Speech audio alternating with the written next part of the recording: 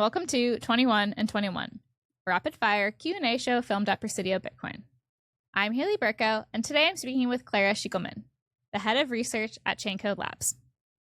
Clara has been researching complex math problems for nearly a decade and is currently focusing on researching the Lightning Network and Bitcoin in this age of post-quantum computing. Clara, welcome to Presidio Bitcoin.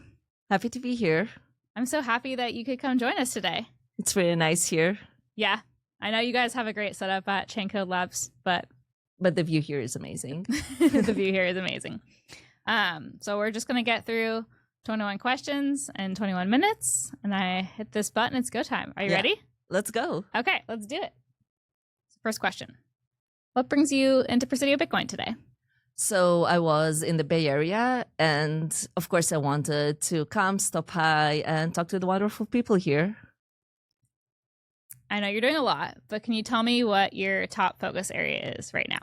So I think the top things on my mind on the research level, so we're finalizing our mitigation for jamming over the Lightning Network, which has been a pretty long project. It's pretty complicated, but I'm happy with where it is now. And also we're working on a report that just looks at Bitcoin in the age of post-quantum computing.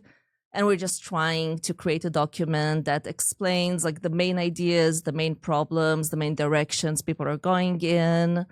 So yeah, just trying to somehow systemize the knowledge and give like a comprehensive overview of where we are now and where we think we should be going. So can you tell me a little bit how this research is important to Bitcoin's future? So the quantum computing report, it's more of a starting point, just letting people know where we are now, because there's a lot of FUD and worry and people not completely understanding what is going to happen, what's not. And I think that as a starting point, having a comprehensive overview is something that we need. So first of all, people won't stress about things they don't need to be stressed about. For example, mining is not something anybody should lose sleep over. And then also for people to understand what tools are available for them right now. And once we'll have more contemporary infrastructure in Bitcoin, that they'll know you should go and use it. You should go and move to other kind of schemes and so on. So we're starting like at the basics, and this is what this report is about. And when it comes to jamming in the Lightning Network, it's a problem. People know about the jamming attack for over a decade. Just as a quick overview, the attacker can stop a Lightning node from using their funds. So no funds can be stolen, but still, like if your money is locked up for 2 weeks, not amazing. So we are working to create a mitigation to this pretty difficult problem. And right now, I think we're in a pretty good place. And hopefully in the near future, whatever that definition means, we'll see some things deployed. Are there any research topics that I know you just mentioned it's a start for the quantum one that you'd like to see further explored that would help back your research or be interesting to? So I think I'm not a cryptographer myself. It's not my background. And I think it's really high time for cryptographers to get in. So this report is written with Anthony Milton, who is an amazing developer, but again, not a cryptographer. But I know that there are like Tim Ruffing and Jonas Sneak and other people that are starting to gear up to do some work there.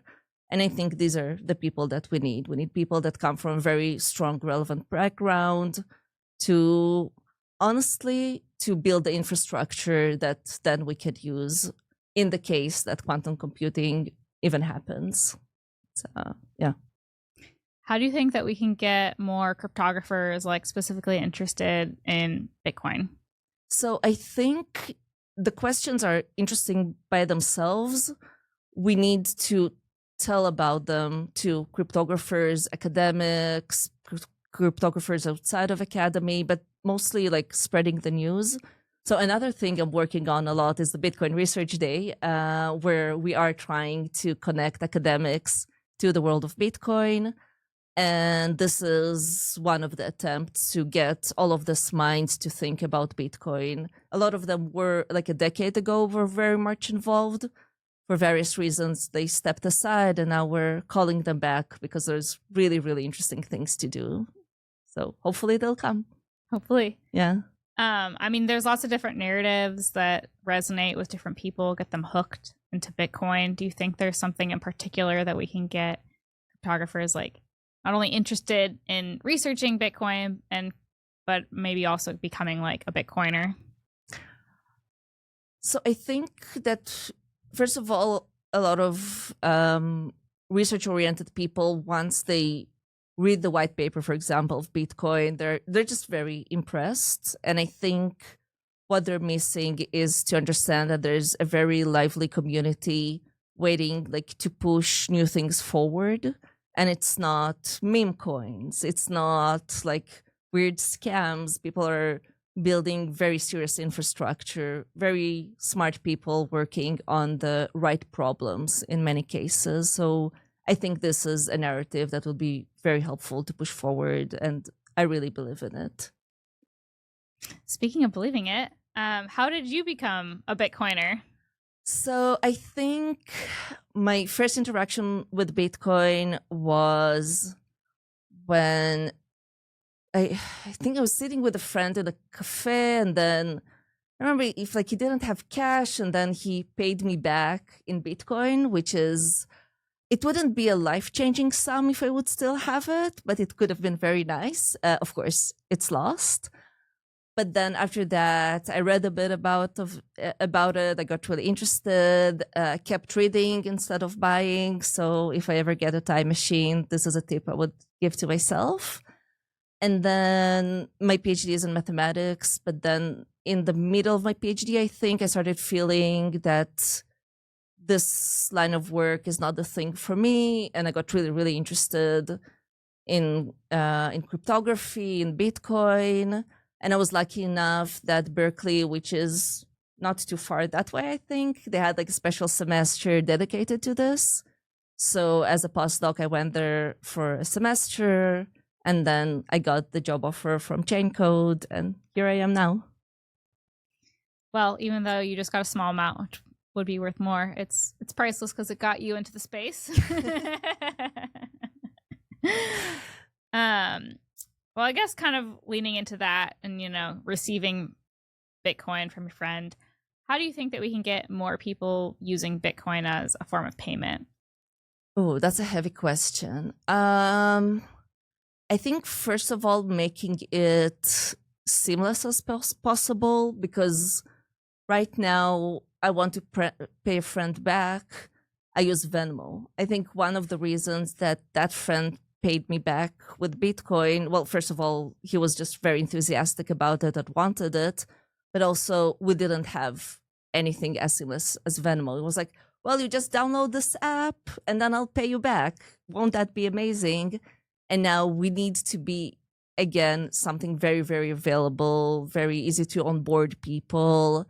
And then when they get interested, they can learn more and move forward. But I think doing something about like a seamless first step, I think, is very important. I totally agree. Also kind of related to making things seamless and easy for new users. So there's a lot of talk right now of sats versus Bitcoin. Do you think that we should reframe how we talk about fractions of Bitcoin? Honestly, I feel like this ship has sailed, and it's definitely not my department, but it doesn't seem like worth the trouble. It's, I don't know, it is what it is right now. I would be very surprised if the amount of effort needed to rename the whole thing will be worth it at the end. It's not like my I know my mom is not very technological, and I can't imagine that I'll tell her, "Oh no, it's not sats, it's Bitcoin," and she'll go like, "Oh yeah, now I get it. Now I can use it." It's yeah, it feels not meaningful enough for the amounts of effort you'll need to put into it. Well, let's switch gears. Let's talk about let's think about the future. On a grim one hand, Bitcoin has failed. Why do you think that Bitcoin failed? First of all, maybe very aggressive pushback from governments without the community standing its ground. I think I really hope that won't happen, but yeah, if I have to be pessimistic, I would be worried about that. Or some very scary failure event. Like if right now, Bitcoin Core developers are very, very careful.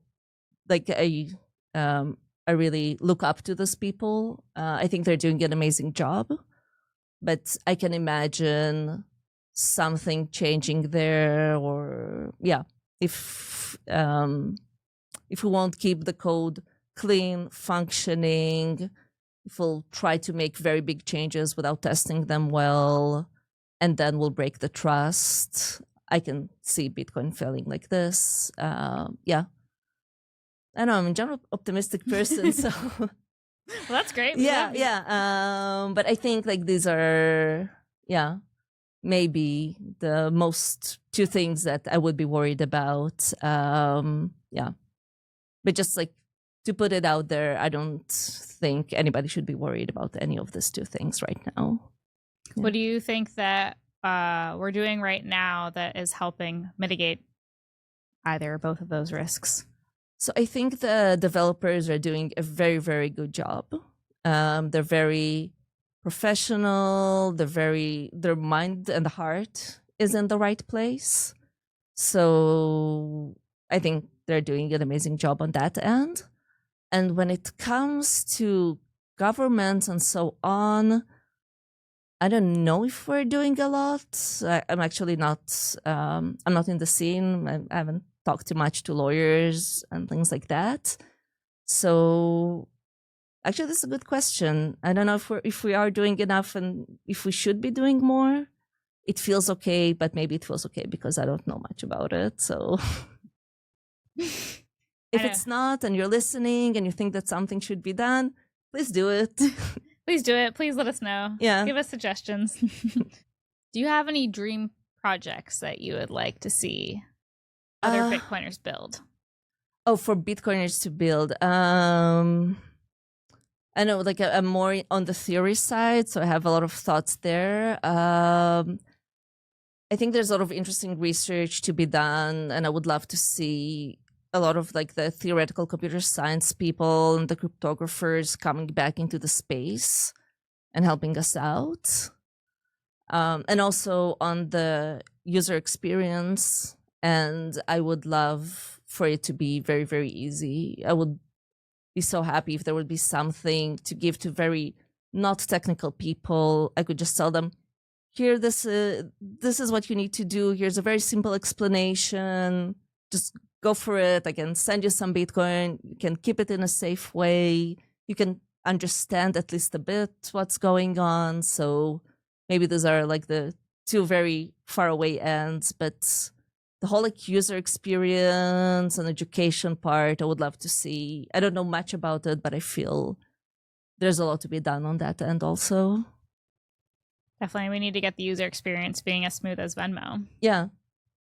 What is your opinion on stablecoins? I think it might be easier for banks and governments to understand them. I don't know enough economics to trust many of them, and a lot of them are not good money in the sense that they crush, and it's a really, really difficult problem to create a stable coin. But I think people want it so much that they keep trying. And right now, it just seems too risky. Yeah, But I can see why people are trying to create it. But most of the cases I see right now are irresponsible, to say the least. But yeah, maybe something better will come up. We'll see. Maybe. Do you think that institutional investment determines whether Bitcoin becomes the planet's preferred currency? I don't think Bitcoin will become the planet's preferred currency. But that being said, I think institutional involvement, it's nice because it's a good sign. It means that you're doing something good. And I think that as long as institutions understand the rules of the game and play by the rules and not try to influence anything that is happening in Bitcoin because they're an institution, because they're big, I think they're very, very welcome, and their vote of confidence is nice. And I hope they'll keep playing by the rules. What's happening today that's giving you the most hope for Bitcoin's future? I think like seeing this cohort of young developers coming from like the Chaincode BOSS program and things like that, and like seeing the light in their eyes and then wanting to be involved and coming with fresh ideas and coming with all the energy makes me very, very optimistic. I'm like, okay, we have good people and there are more good people coming in. And I think this is the most important part of the project. What's some words of advice that you give to some of these young people, or that you would give to somebody who's thinking about jumping into the Bitcoin space? So I'll answer for researchers because this is something I'm closer with. And I think I would tell them to pick a question that they find interesting and to be less worried about the academic path that can be pretty narrow, and then like not do the work that you think will give you a job. Do the work that you think is interesting and important, and you'll discover there are other jobs out there for people that think like you. So yeah, follow what you think is interesting and important, and the world will follow after you. So Presidio Bitcoin is wanting to organize some sort of research day. Yeah. What would you tell people that maybe would be interested in attending, or kind of how are you thinking about this research day? So if I understand correctly, the plan is to have like a day focused on quantum computers and quantum cryptography, which I think is fascinating. And I think they're going to bring together like developers and executives and researchers. So I think it's going to be a really, really nice event. And I think people should come and listen if they're interested in this topic. Yeah, and I think in general we need more events that highlight different topics. So be it quantum and we didn't have a LLM panic for Bitcoin or vibe coding panic for Bitcoin, but I'm pretty sure it's around the corner. So yeah, I'm really looking forward to see a lot of more of this like specialized events because there's so much to cover. Yeah, and I'm really excited that this is starting here. Yes. Last question. If you could leave our listeners with a single thought, what would it be?